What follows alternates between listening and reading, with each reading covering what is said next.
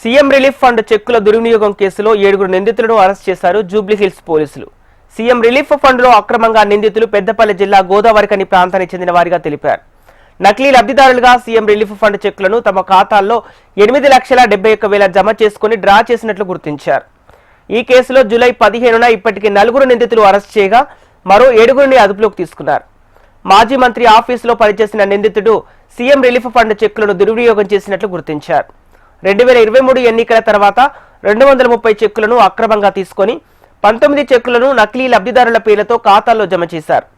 ఇప్పటి వరకు మొత్తంగా 8,71,000 అక్రమంగా విత్డ్రా చేశారు. ఈ కేసులో మిగతా నిందితుల కోసం ప్రత్యేక బృందాలు ఏర్పాటు చేశారు పోలీసులు.